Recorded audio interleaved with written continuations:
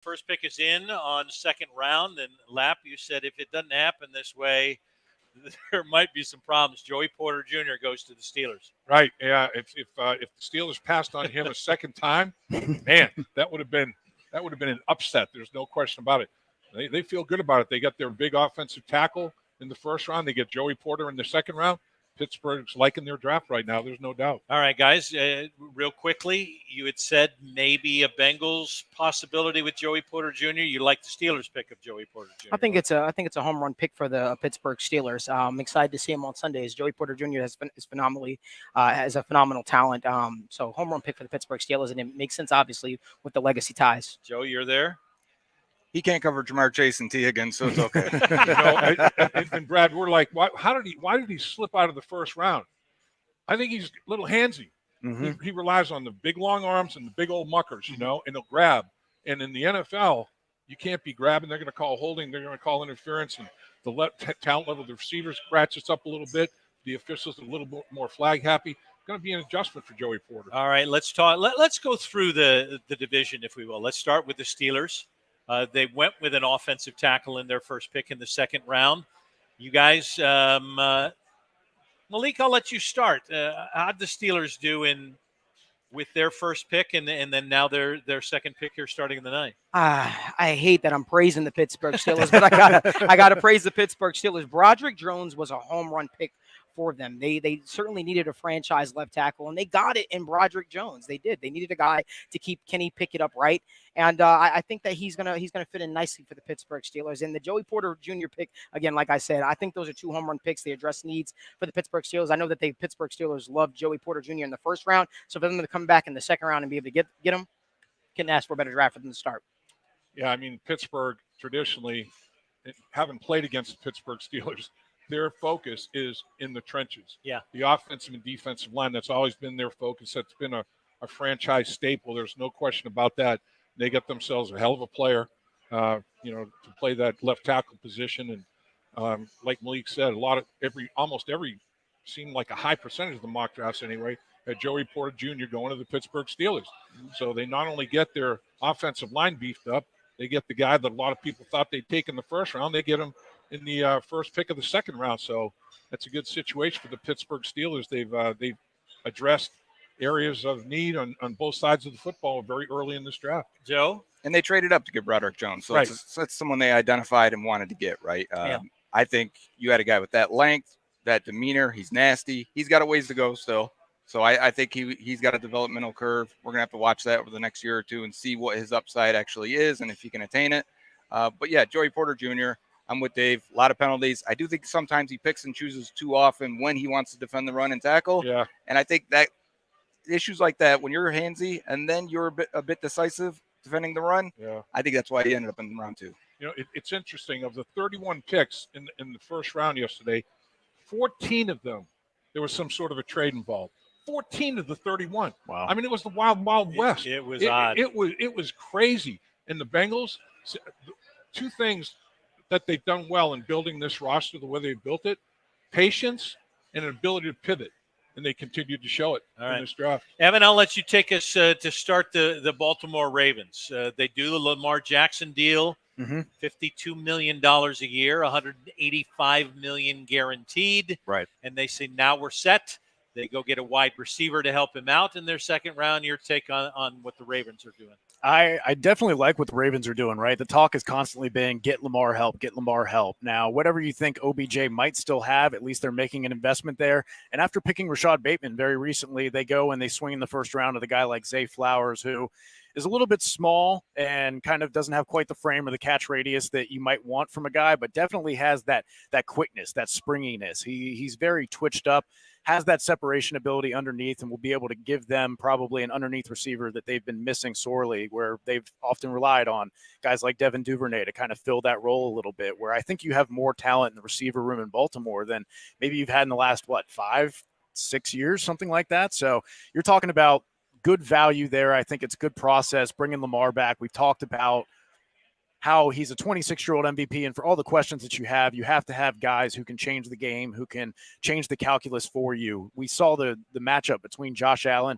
Pat Mahomes a couple years ago in the playoffs. You can't just try and patch it together and piecework this together and try and make a quarterback work. Lamar has proven that he can be one of those top guys, one of the deadliest weapons in the NFL, and trying to build around him a little bit with a new offense coming in Todd Monken, I think it's a good move for them. All right. We've just learned that we've got another trade, Dave. You talked about the Titans have traded with the Cardinals, moved up to pick 33. That pick will be in. Malik, I'll let you talk on Ravens as we wait on that. Honestly, I mean, to Evan's point, I understand why the Ravens went out there and grabbed a wide receiver, especially having a need there. But I honestly thought the Ravens were going to address the cornerback position. I really did. I was kind of shocked to see certain corners like Deonte Banks fall the way that they did. But I mean, it makes sense. Listen, we can't scream, get Lamar Jackson help, and then not go out there and get the guy help. So, I hope it doesn't work out for them, but it was, the pick made sense for the Baltimore Ravens. All right, breaking news: Will Levis is off the board. How about it? After he sits in the green room, probably the most difficult day any quarterback has ever had to have in round two. When it was Tennessee, I thought, there's a chance they might be moving up for Will but Levis. it could have been Hendon Hooker, right? Yeah, it could have been. It could have been the local hero. Yeah, no doubt about it. But yeah, and as far as Baltimore is concerned, again, 3 receivers. They signed a couple in free agency. They draft one. I mean, they've really attacked that receiver position. There's no doubt about it. But to Malik's point, corner would have made some sense. I don't know. As I was looking at the draft, and you guys, I don't know if you counted up the way I did, but of the top 100 picks, I had 12 defensive end edge rush guys, 10 defensive tackles. 22 of the top 100 picks were going to be in those positions. 15 corners, 10 to 12 tight ends. 1 tight end was drafted. Just 4 cornerbacks were drafted. So in my mind today, now 11 defensive linemen were drafted when you add up defensive tackles and defensive ends. But in my mind today, it might be a little busy at the tight end and the cornerback position. There are a lot of guys still left on the board. No safeties drafted. I mean, Branch is a hell of a player. There's still a lot of talent, Joe, on the board. There's no doubt about it. Yeah, there is no doubt about it. And my last point on Zay Flowers, that run of receivers that happened right there, 4 straight receivers, and then Dalton Kincaid. These teams wanted to add weapons. Those are the arms race of the AFC teams right there, right? That all said, hey, we got to catch the Bengals, we got to catch the Chiefs, and let's add more weapons. All right, guys, the only team that did not have a pick in the second round was Cleveland. Too bad. So the thoughts on where the Browns are after they have pulled their Deshaun Watson deal, and it's already kind of caved in on them, hasn't it, Malik? Yeah, I mean, I don't know if I would say it caved in. It hasn't caved in just yet. I still think Deshaun Watson is a phenomenal, quarterback. I really do. I think that the guy sat out, so there's a little bit of rust involved there. I'd like to think that this is not the final version of Deshaun Watson that we'll see. I still think that he's going to take a step forward. You think that's a guy that can save that team? Honestly, Brad, I do. I do. I think Deshaun Watson is that good. I mean, you remember when this guy was healthy, he was like Superman out there, man. I mean, he was literally he was. Listen, I hope that for our Bengals' sake, I hope that Deshaun Watson continues to play horrible. I hope that he continues to throw a lot of interceptions and things of that nature. But the fact of the matter is, I got to see it this year. I got to see what he is this year to have a final opinion. Real quick. AFC quarterbacks. We're talking about Deshaun Watson. How about the AFC quarterbacks now? Why draft an edge rusher? Patrick Mahomes. We got Joe Burrow. But Patrick Mahomes, Aaron Rodgers now, Josh Allen, Lamar Jackson, Herbert, Tua, Lawrence, Watson, all the guaranteed money. Wilson's looking for a rebound year in Denver. 9 of the 16 teams have a quarterback that if they have a good year are going to go to the Pro Bowl. You can't have enough pass rushers. You cannot have enough cover guys. Yeah. The AFC is loaded. There's going to be 4 quarterbacks that have great years that don't make the Pro Bowl. 4 teams that have a great year that don't make the playoffs. Fair enough. It's crazy. And now out of the first 4 quarterbacks drafted, 3 in the AFC. Right. All right. Daniel's taking questions. You guys can throw those in on YouTube. So we've got one now. I know Daniel has a chance to do that. You got it for us, Daniel? my man, I've got you. And this is for everybody. We're going to go down the line. You guys can answer from our guy, Tyler. He said, how far does Michael Mayer fall? I just want to get you guys' opinions on Michael Mayer.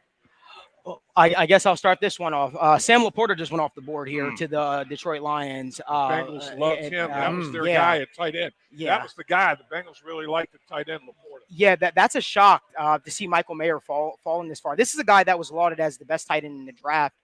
And sort of the most complete tight end and pro-ready tight end in the draft. So I can't imagine him falling too much further, but, as he continues to creep down, I imagine somebody might trade up and try to grab him. Looking at it, it's only 2 tight ends off the board. Yeah. I mean, there was only 1 tight end drafted. The tight end position, oh, man, it's deep. In my opinion, 11 tight ends are going to come off to maybe 12, 10 to 12 in the first 2 days, the first 3 rounds. 1. So when's the run on tight ends happening? Well, maybe it might start to happen now. But, the thing about Mayer, he's solid. I mean, he does everything well. He's a solid blocker. He's got, good hands. Does he have the best hands of the tight ends in the draft? No. According to a lot of people, no. But he's solid. And of course, here in Cincinnati, he's a Covington product. So, Cubcat, everybody's hoping that the Cincinnati Bengals could see their way to drafting, another local boy. Joe, your thoughts? I think solid is why he's fallen. Right. I don't think you're right because he doesn't have the one trait to really lean on. Look at the history or recent history of tight ends that have really hit. Yep. They're elite athletes. They attest like elite athletes. Mayer missed those marks, and I think it really hurt him because he came in with average size at the combine. Average speed. Yeah, average speed, barely above average quickness. Yep. I think that hurts him. Even though he's probably the most well-rounded guy in this class, you still come away with, what do you want? You want a dynamic weapon. Right. The thing about him, when I watched him, everything was a contested catch. He got no separation in college. No separation. Yeah. So in the NFL, how are you going to get separation in the NFL if you can't get separation in the NCAA? And he made a lot of contested catches, but hell, get some separation on somebody. And he really and I like him. I think he's not jack of all trades expert at none. I don't want to say that. I think he's a very, very solid football player. But every team in the NFL passed on him in the first round for a reason. Every single team And did. Sam Laporta went before him. Right. Evan, your thoughts on it? Yeah, so with Michael Mayer, he averaged obviously an absurd 2.4 yards per route run, very efficient, even being the centerpiece of that Notre Dame offense, and kind of succeeded despite all the attention on him. And they touched on it really well, that Michael Mayer is very solid in a lot of different aspects, in blocking, in pass blocking, in route running, and all of these things, but he doesn't have that true trump card, these athletic traits that kind of would push him into that first-round conversation. And like Dave said, contested catches are good that they have high rates of conversions, but you don't want a lot of contested catches because then that can signify a potential separation issue, like Dave said. And he did have a 65.4 contested catch rate, which is really impressive. Uses his body well, uses his length and leverage well to win those battles, but you'd also like to see him not be in those battles as often. And just a quick note on him too, despite not testing like a out-of-this-world athlete, not having the deep speed or the quickness you might expect, he was 3rd in deep yards and 1st in deep catches among tight ends with 25-plus targets. So it's not to say that he can't punish that intermediate part of the field and maybe give you a little bit more, but at the same time, I can understand going different routes with tight ends, but I really cannot see him falling past the Packers with the 11th round pick. I think, Evan, Malik has some word. The Raiders have just traded up with the Colts to get the 35th. You say this is him? I just got a text saying that Michael Mayer just got drafted by the Raiders here to replace There you go. He doesn't fall far. Dave Casper-like. Dave Casper fits that. There you go. So, Commissioner at the mic. And we are waiting on word. The selection is in, and it is, in fact, after he announces the trade, Michael Mayer from Notre Dame. Michael Mayer. And Dave Casper, I played college football at the same time as Dave Casper.